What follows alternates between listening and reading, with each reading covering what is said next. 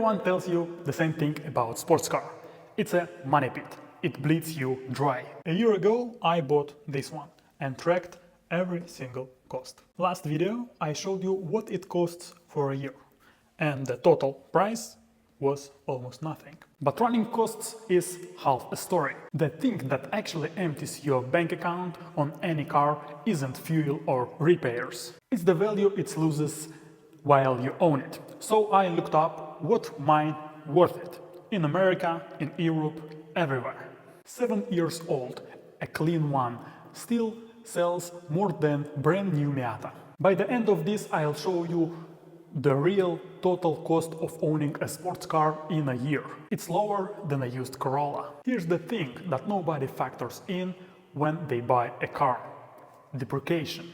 Drive a normal new car off the lot and it loses 20–30% of its price in few years. That's thousands of dollars that are gone silently. That loss is almost always the single biggest cost of owning a car. Bigger than fuel, bigger than insurance, bigger than taxes. Now here's why the Miata is different, and people who own them already know it. The Miata is slowest depreciating sports car you can buy. The reason is simple. Mazda doesn't flood the market with them, they are cheap to keep running, and people don't want to sell them. Supply stays tight. Demand never die, so the price stays there. A normal car is a thing you use up. A Miata is closer to something you borrow and hand back for almost the same money you get it. And I'm not guessing. Let me show you the numbers, and let's start with America. This is my 2019 30th anniversary Miata, and it's one of 3,000 ever built, and only 500 of those was shipped to United States. So let's start in America, because that's where most of you are, and you can check every number that I'm saying yourself. Back in 2019, this car was sold for about $35,000, and it was sold out in minutes. Just Mazda announced it, it was sold out. Now here's the 7 years later. A clean title, soft top like mine, sells for about $33,000 to $37,000. The hardtop versions have gone for over $42,000 on auction. 7 years and it basically didn't lose a dollar. Don't take my word for it, go check yourself. Check Bring a Trailer or Cars and Bids, the prices are public. And it's not just America. In Europe, a clean title 2019 like mine is listed for around $40,000. In Germany, there's one with 800 kilometers. A collector kept it and it's more than $43,000. A normal 7 years car lost half of value by now. This one lost almost nothing, and that's the point of all that video. So if a clean one is 40 grand, how did I end up in the same car for way less? It's worth understanding. A clean one is $35,000 to $40,000. I paid for mine $25,300, all in. Auction, shipping, repairs, taxes, everything. The whole difference is one word in paperwork. Mine has rebuilt title. It was shipped from US salvage auction to Europe, written off, and then put back together. This little title is door into a car that otherwise out of reach. Same car, same color, still one of 3,000, but for way less money. And to be honest, a rebuilt car is a rebuilt car. It's not perfect, and mine, it's not perfect too. Here's a good example. The original race forged wheels come to me so curved that I had to professionally restore it. And the guys from Easy Wheels restored my rim and they are repainted in gloss black. Originally it should be gun metallic color, but I choose gloss black to match other gloss black parts of the car. And that means that the original engravings that are here, they are here.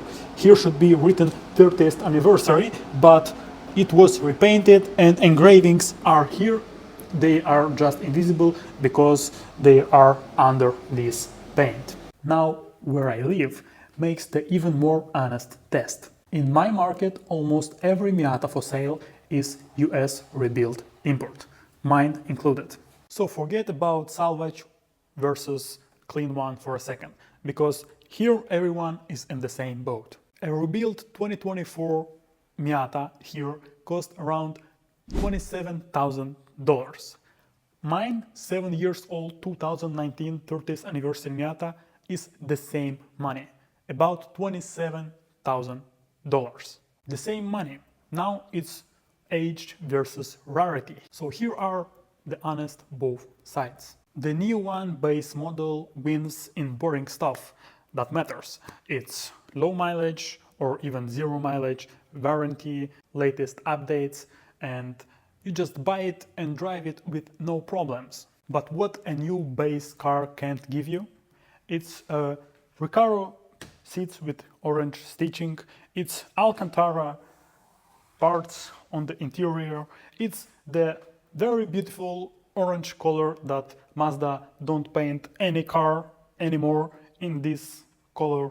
It's forged race wheels with orange matching color, Brembo brakes, and also the badge that should be here, but mine was lost. And the title, one of 3,000 ever made. That things new base model can't give you. The sensible buy is the new car, but the car that holds in value, it's the rare car. So when you buy a car, one of 3,000 ever made, it holds the value better, because in time it became even more rare, because more cars, more Miatas like mine become salvage titles or written off. Which brings me back to the money. Add it all up. So let's do the whole math, the thing that actually nobody does. A year ago this car cost me $25,300 to land on my driveway. Last video I added up every cost of running it for a year, and it's $648 and zero repairs. And going forward it's even less, it's around 170 once one-time payments are paid. Now the value. After a year, mine is worth about what I paid for it. The rebuild title caps the selling, sure, but in this market I could sell it ruggedly for what I paid for it. So put it together. The real cost of owning a sports car for a year is what you spend to run it and what it loses in value. For most cars, the second one is thousands of dollars. For this one, it's close to zero. Which means a year of owning one of 3,000 sports cars cost me around 600 or, to be honest, 700 bucks. And that's it. That is cheaper than a year of owning of simple boring car. And I had a convertible the whole time. Okay, before you go and sell your car to get one of these, two honest catches. Catch 1. The same rebuild title that got me in cheap also caps how high I can sell. A rebuild car is always worth less than a clean one, and fewer people willing to buy it. Where I live, everyone is buying a rebuild, so it doesn't matter. But in a market full of clean cars, like most of the US, a salvage car is great to buy, but it's very slow to sell. And know that going in. Catch 2. And this is the honest core of whole video. A car that holds value, it's not the cheap car to buy. It's the opposite. Because it doesn't drop in price, you should pay nearly new car money for the car, even for used one. A clean 30th anniversary, even used, cost more than new one. So this was never about cheap to buy. Miata is the car cheap to own. You park a big chunk of money in it, then you use it for a year, road trips, mountains, drifting, everything, and after 1 year, all money sits in it. It doesn't depreciate that hard like other cars. So you didn't spend that money. You keep it in that car. So here's the verdict. A Miata is not the cheapest sports car to buy. It's the cheapest sports car to own. It barely breaks, it barely deprecates, and special edition hold on even harder. A year in, mine cost me around $600 and almost nothing in lost value. If you want the full breakdown of what it cost to run it for a year, this video is right here. And tell me in the comments, US folks especially, go check a 30th anniversary near you and tell me I'm wrong. And also tell me in the comments what car you ever owned and it didn't lose in value. I really wanna know what cars holds the value as good as this 30th anniversary. And one thing that I actually don't understand, why you are not subscribed to my channel. Check these stats. More than 90% of you are not subscribed to my channel. If you see this moment of the video, you liked the video. So don't forget to subscribe to my channel, give me a thumbs up and leave a comment. And thank you for watching and see you in the next video.